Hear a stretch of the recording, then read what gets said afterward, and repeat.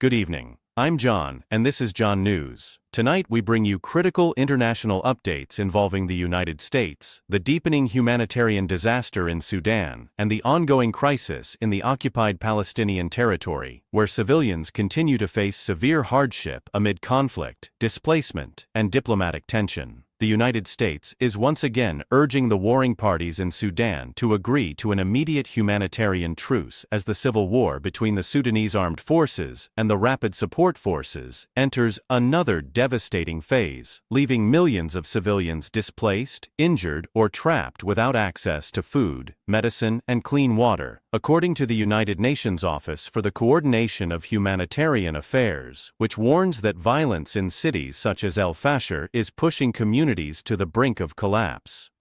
American officials say they are pressing for ceasefires to allow life-saving aid into hard-to-reach areas, but humanitarian agencies report that access remains dangerously limited, with convoys blocked, hospitals destroyed, and famine conditions spreading across several regions of the country. Meanwhile, in the United States, a federal judge has temporarily halted the Trump administration's move to end temporary protected status for South Sudanese migrants, a decision that shields thousands of families from deportation, while legal challenges continue, as advocates argue that returning people to a war-torn region would put lives at immediate risk. Turning to the occupied Palestinian territory, the humanitarian situation in Gaza and parts of the West Bank continues to deteriorate, with the United Nations reporting that conflict damage, severe winter storms, and restricted access have left countless families without shelter, electricity, or clean drinking water, while international aid groups are rushing emergency supplies to those trapped in flooded or bomb-damaged areas.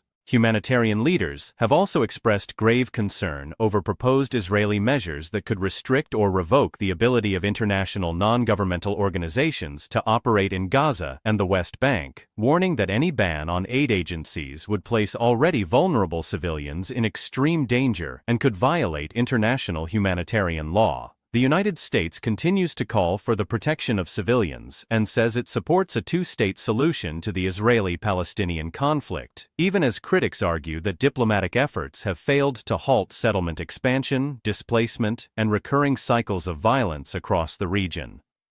In the broader Middle East and Africa, international agencies have launched massive global appeals for humanitarian funding in 2026, stressing that crises in Sudan and the occupied Palestinian territory are among the world's most urgent, with millions of lives dependent on sustained international assistance and political cooperation.